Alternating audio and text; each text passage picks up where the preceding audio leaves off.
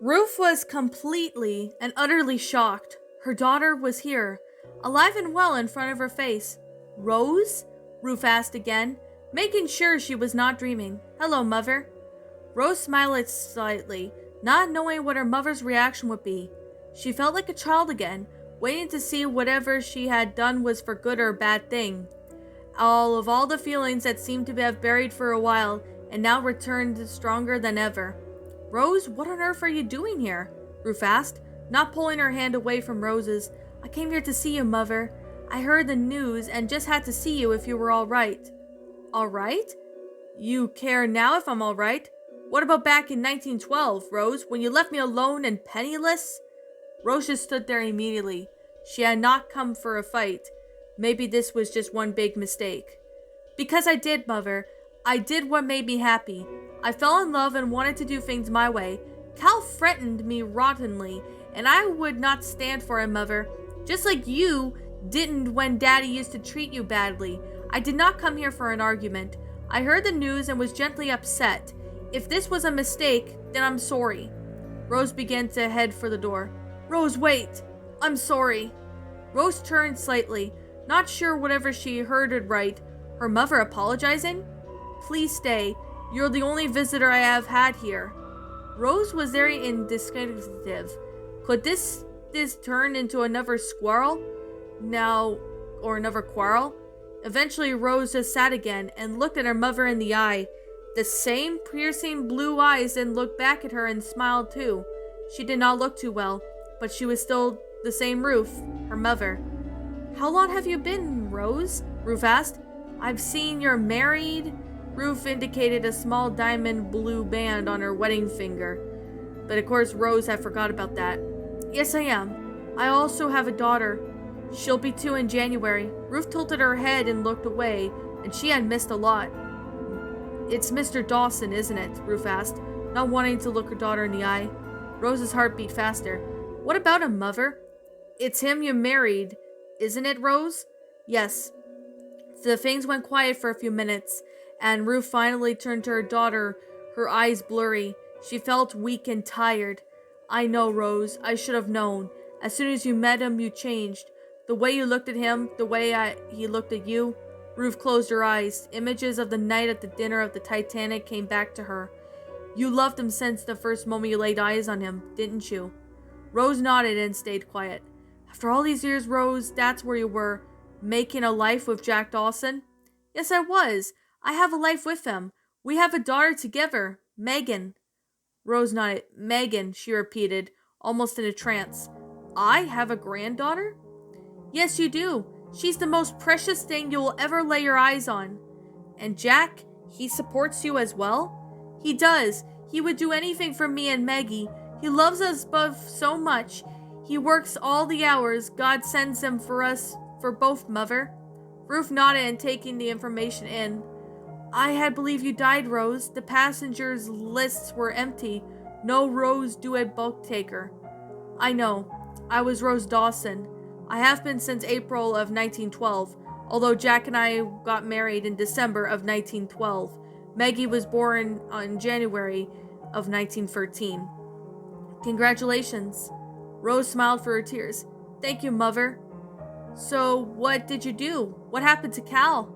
Rose sighed and moved her pillow around a bit so she could sit up more comfortably. Well, I stayed in New York at the Waldorf Hotel, then traveled back to Philadelphia after a few days with the Hockleys. Caldon gave me his condolences. He looked everywhere for you, Rose, in New York, but he gave up hope.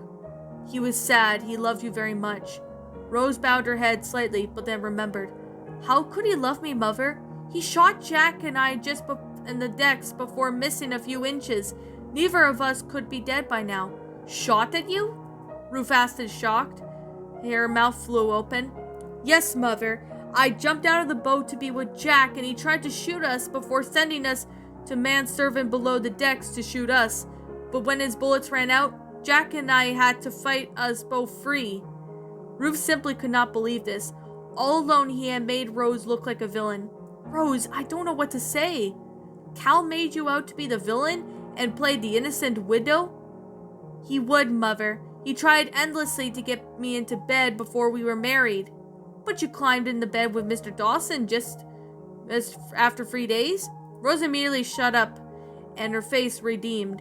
She felt like a child again. She bowed her head again, almost in shame. "Yes, Rose. If your daughter was born in January of 1913, she was conceived aboard the Titanic, wasn't she?" "Yes, she was, Mother. But that has absolutely nothing to do with you." Ruth closed her eyes as Rose's voice rang through her head. She had the worst migraine she had in years. She touched her head and squinted.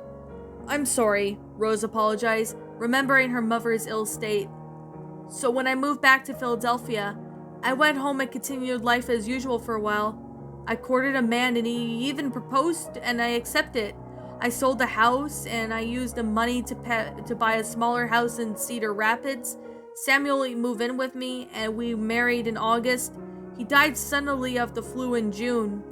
Rose took a sharp intake of breath and quickly grabbed her mother's hand.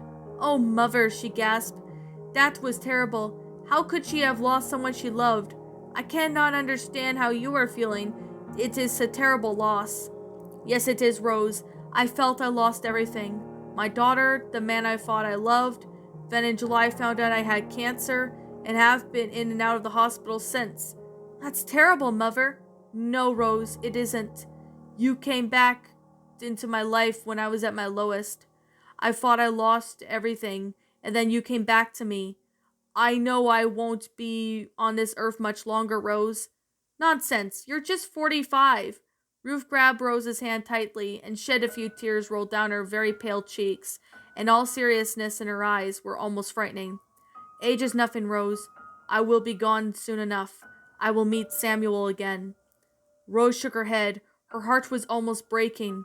She rested her head on her mother's lap, and for the first time in 10 years, Rose affectionately stroked her curls. "I would like to meet my granddaughter, Rose, and my son-in-law. Would that be possible?" Rose lifted her head from the bed and nodded. "Of course. Maggie would love to meet you. You're her only grandparent." Ruth nodded and smiled. The next day, Rose gathered her family together, and today they would visit her mother, Ruth. When she had broken the news to Jack, he had rather been shocked about that Ruth wanted anything to do with him, but here he was dressed in a suit, which he found it to be too small, ready to meet his mother-in-law for the first time in almost 3 years. Rose had told him that she had changed. She lost the man that she loved, and it was a lot easier to get along with. Jack was doubtful. She was an icist, most selfish, cruelest woman that he knew. She was on the Titanic.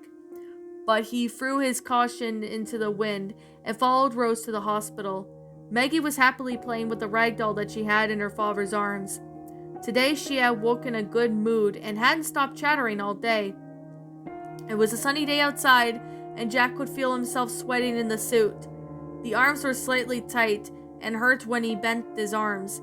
He figured that this was his bulkiness, which was now made into the shirt and suit smaller. He had built up his muscles up, not a whole lot because he wore it last, but it was one of the only decent suits that he had, other than being his wedding suit. His hair was perfectly waxed back and parted slightly, but he had shaved the beard as he had been growing for the past month. Rose dressed casually in 3/4 sleeve lad-like summer dress and had a small flowery hat. Maggie wore a pink dress with bows and a hat to shade from her face from the sun. Rose could feel herself shaking.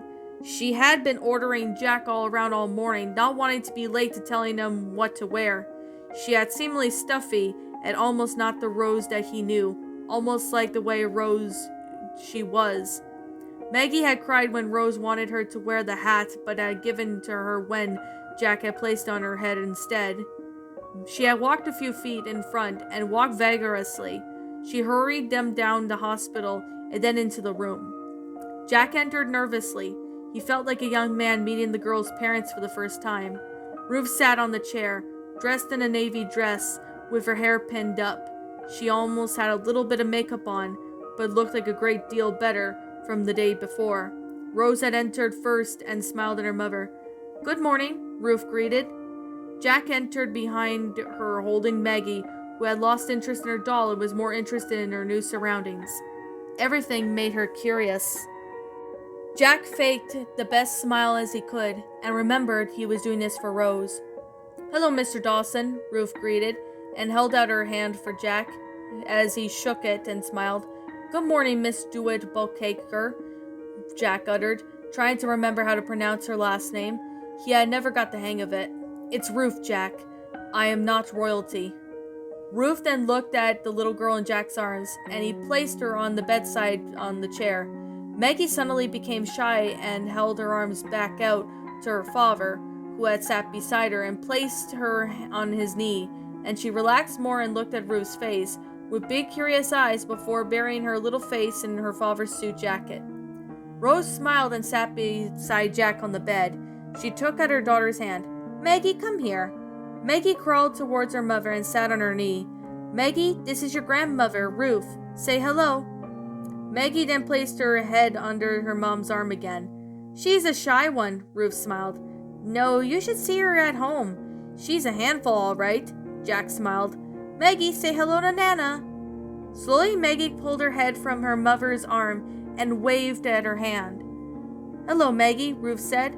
"Hello," Maggie said before smiling and then laughing.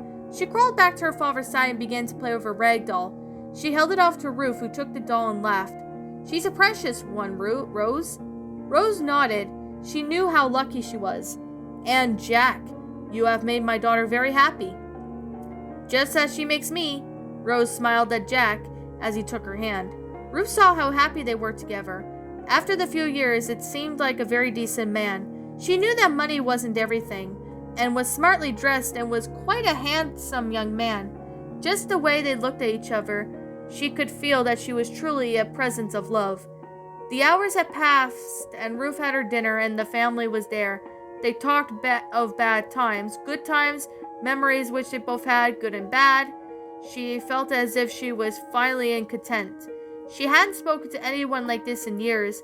She found Mr. Dawson to be a very charming man, who obviously worked hard to support his family.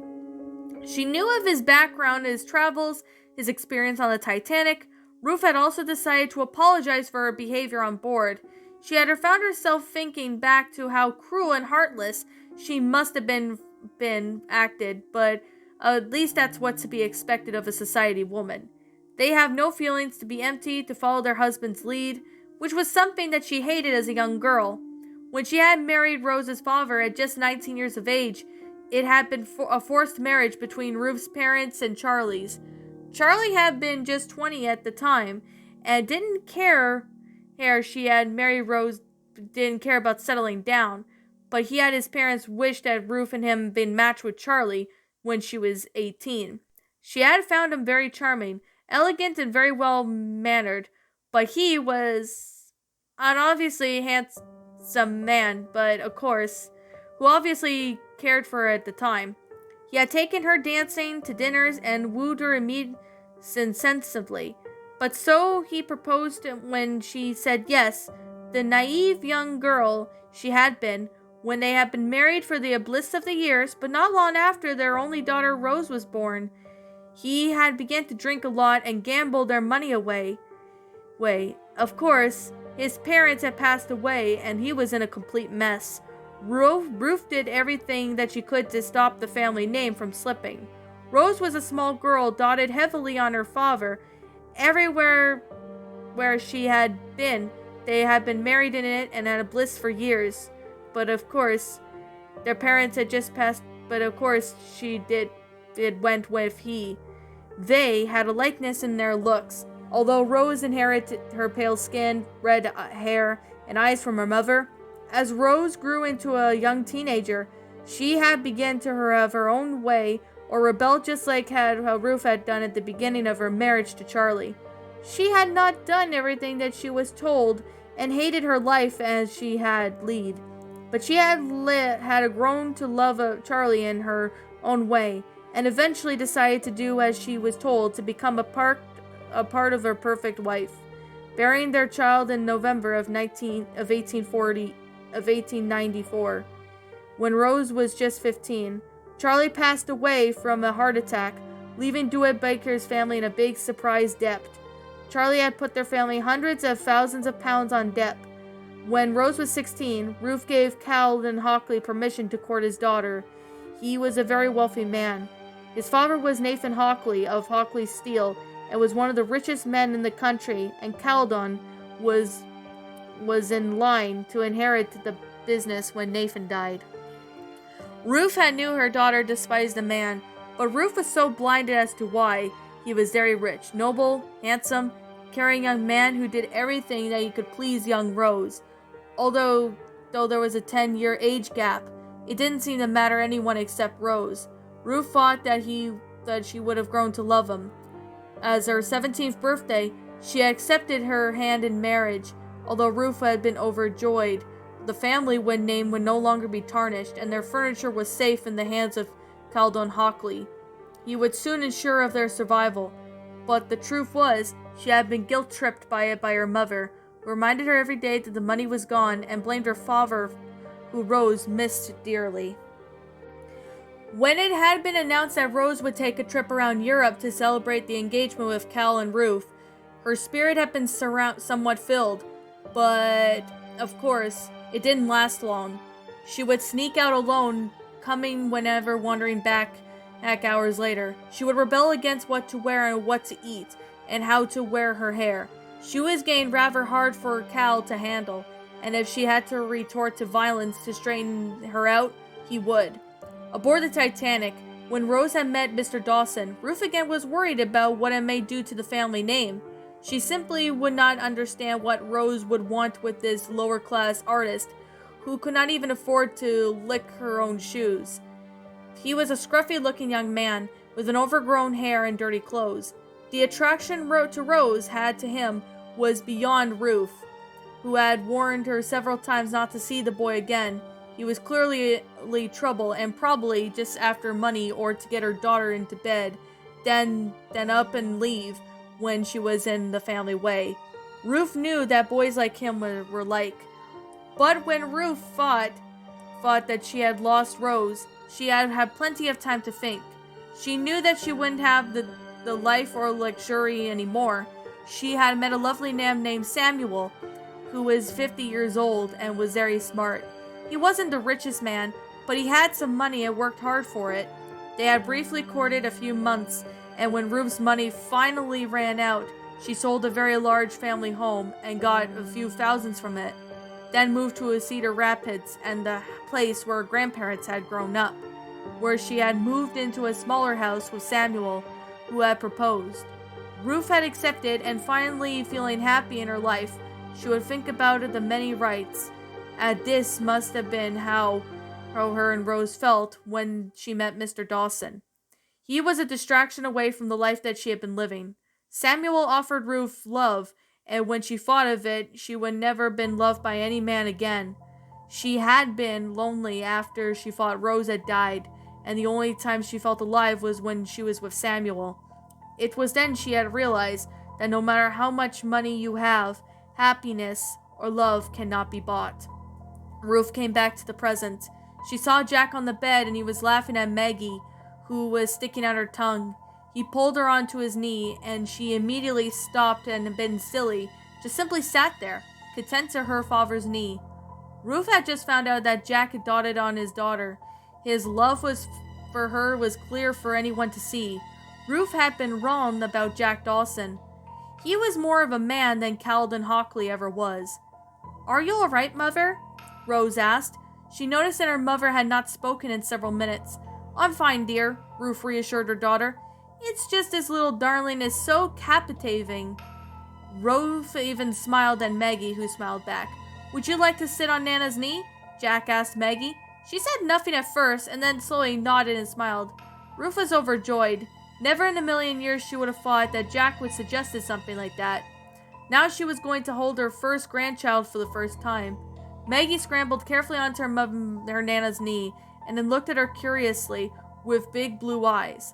My, Jack. She certainly does have your eyes." Ruth smiled, and Jack nodded. "I know, it's scary actually, but it looked like I didn't get much of it of what Megan inherited. She's gorgeous, and she's all rose." Ruth nodded and scanned her granddaughter's face carefully. She was certainly like Rose. When she was that age, Ruth could see little Megan had inherited Charlie's nose from Rose. Her hair was a bit dark strawberry blonde, and her face was paled with rosy cheeks. She was her mother's double. You know, Rose, it's almost as if I'm looking at you at that age, Rose smiled. Oh, she's beautiful, Rose, Ruth commented. Maggie just settled back against Ruth and closed her eyes. She was tired, and she had a big adventure for her. At 4 p.m., Ruth was growing weaker and tired. Rose decided it was time they left her mother, and they were on their way home. Ruth awoke to Maggie, who had fallen asleep contentedly on her Nana. Maggie had sloppily kissed her Nana's cheek and said goodnight, much to Ruth's amazement. Jack had said goodbye next, and he kissed her hand and then gave her a best hug he could give from Ruth sitting down. Rose had told Jack and Maggie to go ahead. She wanted a moment alone with her mother. Thank you, Rose, for bringing Megan into my life, and I thank God for bringing you back into my life. Rose could feel her tears prickling in her eyes. Ruth reached up to her daughter's beautiful face and stroked it gently. You've made me a very proud woman, Rose. You stand up for what you believed in. You married a wonderful man, and Maggie is beautiful. Thank you, I know, Rose whispered. I have to go. They're waiting. Ruth nodded. She felt a sharp pain in her stomach and shocked her. Goodbye, Rose. Until we meet again, she asked. She loved her new visitors. The hospital was a lonely place. Maybe tomorrow, Mother. Well, until then, goodbye. I don't know if I will ever say it, but I do love you, Rose. My darling Rose. Tears began to spill rapidly from Rose's eyes. Her mother hadn't called her that since her father was living. I love you, Mother. Now come and get some rest. You look tired. I am tired, Rose. I'm tired of fighting this disease. I'm tired of the pain. I'm tired of the loneliness. Well, Jack and I are here now. You won't be lonely again. Ruth nodded and embraced her daughter for the last time. Rose then left the room and headed home with her husband and her daughter.